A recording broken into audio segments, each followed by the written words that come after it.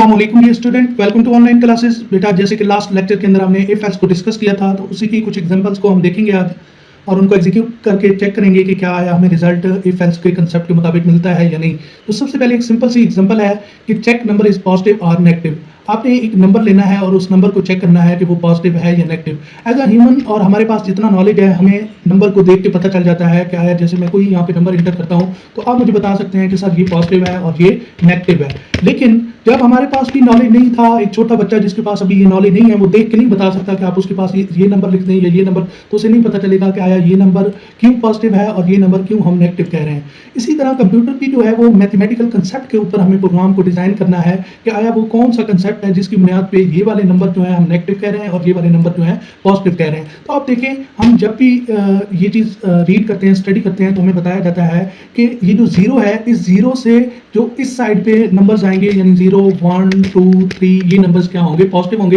यानी जीरो से जो ग्रेटर नंबर्स होंगे, वो चाहे जहां भी रेंज आप लेके चले जाएं, तो जीरो से नंबर का ग्रेटर होना जरूरी है, वो नंबर क्या कहलाएगा? पॉजिटिव। और जो जीरो से इस साइड पे यानी जो जीरो से लेस देन होंगे, स्मॉलर देन होंगे, तो वो नंबर्स क्या होंगे? वो नंबर्स हमारे नेगेटिव नंबर्स होते हैं। तो यानी कंसेप्ट क्या है कि जीरो से जो लेस देन है, स्मॉलर वैल्यूज हैं, वो नेगेटिव नंबर्स हैं, और जो जीरो से ग्रेटर वैल्यूज हैं वो हमारे पास क्या है? पॉजिटिव वैल्यूज हैं। तो बिल्कुल इसी कंसेप्ट के ऊपर ही हमने क्या करना है? नंबर को चेक करना है। आया अब देखिए, नंबर हम कोई भी वेरिएबल ले लेंगे नंबर, और उसमें कोई भी हम नंबर स्टोर कर लेंगे। जैसे मैंने 23 स्टोर कर दिया है, तो अब देखिए यहाँ पे कंडीशंस आप अपने माइंड में खुद बनाएं। तो आपके माइंड में क्या आता है कि हमें चेक करना है कि आया नंबर जो है वो ग्रेटर देन जीरो है, तो फिर हम क्या कहेंगे कि ये पॉजिटिव नंबर है। तो आप कैसे चेक करेंगे ग्रेटर देन जीरो है या नहीं? तो अब देखिए यहाँ पे ग्रेटर देन और आप इक्वल टू जीरो भी, क्योंकि जीरो भी हमारा किस में आ जाता है? पॉजिटिव नंबर में आ जाता है। तो आप ग्रेटर देन इक्वल टू क्या लगा सकते हैं? जीरो।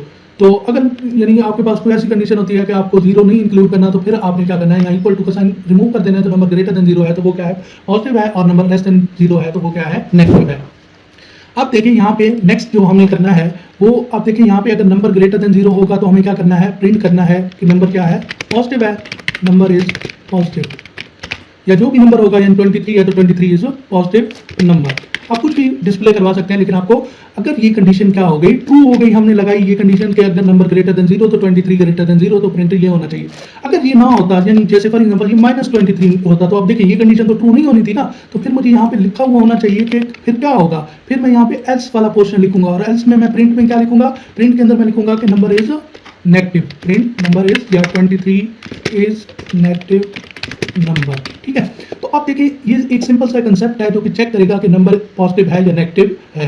तो अब इस प्रोग्राम को जो कि ऑलरेडी हम लिख चुके हैं, हम लेके आते हैं। तो सबसे पहले देखिए हमने जो लाइन किया है वो यूजर से इनपुट ली है, यानी बाकायदा हम कोई एक नंबर ऑलरेडी असाइन कर दें, यानी एक तरीका तो ये है 23 असाइन कर दें या -23, और बार बार आप यहाँ वैल्यूज चेंज करके क्या करें? प्रोग्राम को चेक करें क्या प्रोग्राम सही काम कर रहा है या नहीं। लेकिन दूसरा तरीका क्या है कि आप यूजर से ही इंटर करवाएं, यानी कीबोर्ड की मदद से यूजर इंटर करेगा, जो भी नंबर वो इंटर करेगा हम उसे इंटीजर में कन्वर्ट करके नंबर में स्टोर करवा देंगे। तो ये लाइन तो ऑलरेडी हमें पता है कि ये कैसे काम करती है। अब एक्चुअल जो हमारा वो आ गया, जो हमने कहा था कि हम चेक करेंगे कि आया नंबर पॉजिटिव है या नेगेटिव, उसकी जो लॉजिक है वो यहाँ पे इंप्लीमेंट हुई है। उसी तरह है सेम, हमने चेक किया number greater than equal to zero है तो द नंबर इज पॉजिटिव। हम डिस्प्ले क्या करवा देंगे कि ये नंबर जो है पॉजिटिव है। एल्स के अंदर हम क्या डिस्प्ले करवा देंगे कि नंबर क्या है? नेगेटिव। होना भी ऐसे चाहिए, आप अपने माइंड में कंसेप्ट बना के देख लें तो बिल्कुल ऐसे ही बनता है। जैसे आप एक नंबर को चेक करते हैं कि जीरो से ग्रेटर है तो वो नंबर क्या होगा? पॉजिटिव होगा। अदरवाइज आपका दिमाग क्या कहेगा कि नंबर क्या है? नेगेटिव है। तो बिल्कुल सिस्टम भी इसी तरह काम करेगा कि वो चेक करेगा कि जीरो से ग्रेटर है तो पॉजिटिव, अदरवाइज क्या कर देगा? नेगेटिव। इसको हम रन करके चेक करते हैं तो हमें ये दिखा देगा। तो अब सबसे पहले हमें कहेगा इंटर नंबर, तो हमको नंबर इंटर करते हैं। पहले मैं नंबर क्या पॉजिटिव इंटर कर देता हूं, तो नंबर इज पॉजिटिव। हम दोबारा इसको रन करते हैं तो फिर देखना आपको क्या करता है। यहाँ पे इंटर नंबर आप करते हैं -3, मैंने -3 इंटर किया, ये देखें -3 इंटर कर रहा हूँ। तो फिर क्या होगा? ये यहाँ पे डिस्प्ले करेगा कि the number is negative number. तो आप इसी तरह यानी हम कोई और भी प्रोग्राम हो तो हम बना सकते हैं। नेक्स्ट जो हम एग्जांपल इसके अंदर डिस्कस करेंगे वो है इवन और ऑड वाली, ताकि और हमें मजीद क्लियर हो सके कि ये वर्किंग कैसे हो रही है। तो हम चेक करते हैं कि अब जो नंबर इंटर किया जाएगा उस नंबर को चेक करें कि इवन है या ऑड। अब देखिए पहली लाइन तो सबको फिर वही समझ आ गई होगी कि हमने नंबर लेना है, और यूजर से अगर नंबर लेना है तो हमें इनपुट वाली लाइन लिखनी पड़ेगी। लेकिन हम वैसे कंसेप्ट की बात करें तो हम सपोज कर लेते हैं यहाँ पे कोई नंबर, जैसे नंबर ले लेते हैं 12। अब नंबर 12 आपको देख के पता चल गया, या अगर जिसको देख के नहीं पता चला तो वो छोटी सी कैलकुलेशन परफॉर्म करेगा तो उसको पता चल जाएगा कि ये नंबर जो है इवन है या ऑड है। अब देखिए देखिए हम या एक छोटा बच्चा कैसे कैलकुलेशन परफॉर्म करता है और फिर वो डिसाइड करता है कि ये नंबर इवन है या ऑड। तो बिल्कुल मशीन को भी आपने उसी तरह ही कंसेप्ट देना है जैसे एक छोटे से बच्चे को कंसेप्ट दिया जाता है। तो मशीन को आप समझिए ये एक छोटा सा बच्चा है जिसको आपने क्या करना है, बताना है कि आपने ये काम कैसे करना है, यानी इसको स्टेप उसी तरह बताने हैं जैसे एक छोटे से बच्चे को स्टेप बताए जाते हैं। तो आप देखें आप एक छोटे से बच्चे को कहेंगे कि ये जो बेटा नंबर है ना, ये 12, ये आप क्या करो, जैसे हम उसको कहते हैं कि ये नंबर अंदर रखो और इसको 2 से क्या करो, डिवाइड करो। और 2 से अगर डिवाइड करोगे तो फिर आपने 2 से डिवाइड करने के बाद चेक करना है कि आपका रिमाइंडर क्या आता है। रिमाइंडर अगर आपके पास 0 आ गया, जैसे आप किसी छोटे से बच्चे को ये इवन और ऑड वाला समझा रहे हो, तो आप ऐसे ही समझाओगे कि बेटा आपके पास जो भी नंबर है, जैसे सपोज करके बैठे हैं 12, तो 12 को आप कहेंगे कि अंदर रखो, 2 से डिवाइड करो। 2 से डिवाइड करके चेक करो कि आपके पास रिमाइंडर क्या आ रहा है। रिमाइंडर 0 आ रहा है तो आप उसे कह दो, आपने कहना है कि इवन अगर रिमाइंडर 0 नहीं आ रहा, यानी कोई और आ रहा है, जैसे क्या आएगा, हमेशा 1 आएगा अगर 2 से डिवाइड किया जाएगा। तो फिर आपका जो है वो रिमाइंडर अगर 1 आया तो फिर आप उसको क्या कहेंगे कि ये नंबर क्या है, ऑड है। या आप अपना कंसेप्ट ये भी दे सकते हैं कि 0 के अलावा कोई भी आपका रिमाइंडर आएगा तो वो ऑड होगा, लेकिन 0 के अलावा हमेशा जो रिमाइंडर आएगा वो क्योंकि 2 से लेस होगा, तो 2 से लेस क्या होगा, 1 होगा। तो रिमाइंडर ऑड होगा जब 1 आएगा, और 0 होगा तो क्या आएगा, इवन आएगा। अब ये कंसेप्ट जैसे आप छोटे से बच्चे को दे रहे हैं, बिल्कुल मशीन को भी इसी तरह आपने कंसेप्ट देना है। अब देखिए मशीन में ऑलरेडी आप पढ़ चुके हैं कि एक ऑपरेटर है जो आपको क्या रिटर्न करता है, आपको रिमाइंडर रिटर्न करता है। यानी दो नंबर्स के दरमियान में जब आप क्या करेंगे, वो ऑपरेटर लगाएंगे तो आपको क्या करेगा, क्योंकि ये डिवीजन ऑपरेटर लगाएंगे तो आपको ये क्या करेगा, पॉइंट्स के अंदर आंसर भी देगा। यानी 11 डिवाइडेड बाय 2 किया तो ये आपको 1 रिमाइंडर नहीं देगा, ये तो आपको देगा 5.5। लेकिन अगर आप ये वाला लगाएंगे तो ये हमने क्या कहा था कि हमें क्वोशंट रिटर्न करता है। क्वोशंट पे क्या आएगा, 5, यानी 2 5 10 और 1 रिमाइंडर, तो आपको ये क्वोशंट रिटर्न करता है। और एक ऑपरेटर आप याद करें कि हमने पढ़ा था, और वो ऑपरेटर जिसको हमने मॉडुलस और रिमाइंडर ऑपरेटर कहा था, वो ये ऑपरेटर है। जब हम ये ऑपरेटर लगाएंगे तो हमें क्या मिलेगा, यहाँ पे 1 मिलेगा। क्यों, 2 5 10 होगा और रिमाइंडर क्या आ जाएगा, 1 आ जाएगा, तो यहाँ पे 1। अब यहाँ पे जो है वो आप देखें कि सॉरी फॉर इंटरप्ट, हम डिस्कस कर रहे थे कि 11 हम ये ऑपरेटर जिसको हम मॉडुलस ऑपरेटर कह रहे हैं कि अगर हम ये यूज़ करेंगे तो ये हमें रिमाइंडर देगा, यानी डिवीजन करने के बाद जो रिमाइंडर में आंसर आएगा। अब देखिए 11 की सूरत में हमें रिमाइंडर 1 आएगा। आप इसे बुक पे चाहें तो ये करके परफॉर्म कर सकते हैं। और अगर आपका यहाँ पे फॉर एग्जाम्पल वो 12 होता तो रिमाइंडर 2 6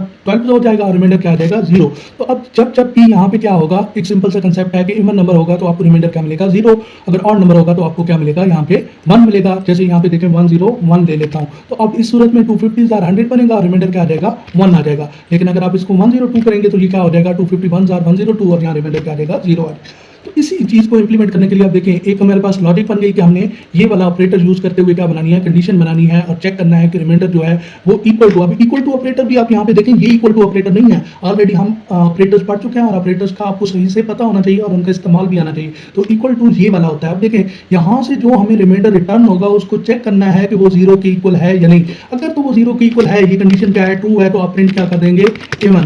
और अगर ये कंडीशन क्या है, फॉल्स है, तो एल्स में आप क्या डिस्प्ले कर देंगे कि ये ऑड नंबर है। तो बिल्कुल अब यहाँ पे देखें हमने बिल्कुल ये इंप्लीमेंटेशन कर रखी है। तो आप देखें सबसे पहले उसी तरह हमने नंबर लिया, जो कि आप ये लाइन तो आपको इजीली समझ आ जानी चाहिए, बार बार समझाने की जरूरत नहीं है। फिर उसके बाद हमने देखें क्या किया, कोई नंबर मॉडुलस 2 यानी ये टेक्निक यूज की जिससे हमें रिमाइंडर की वैल्यू मिलेगी। उसको चेक किया कि वो जो रिमाइंडर है वो इक्वल टू 0 है, यानी यहाँ पे जो रिमाइंडर आ रहा है वो चेक करने की जरूरत है कि वो इक्वल टू 0 है। जैसे एक छोटा बच्चा डिवीजन करने के बाद वो चेक करेगा क्या आप रिमाइंडर में जो वैल्यू आई है वो 0 के इक्वल है। अगर 0 के इक्वल है तो वो हमें कहेगा ये नंबर इवन है, अदरवाइज हमें कहेगा नंबर क्या है, ऑड है। तो बिल्कुल यहाँ भी सेम इंप्लीमेंटेशन हो रही है। उम्मीद है आपको ये भी जो प्रॉब्लम है समझ आ गई होगी। फिर भी किसी किस्म का क्वेश्चन होता है तो आप पूछ सकते हैं। और इस तरह की बेसिक आप डेली बेस पे एग्जाम्पल्स करें ताकि आपको मुख्तलिफ ऑपरेटर्स भी यूज़ करना आ जाए और आपको इफ एल्स या बेसिक जो कंसेप्ट हैं वो भी समझ आ जाए। थैंक यू सो मच, ख्याल रखिएगा, अल्लाह हाफिज़।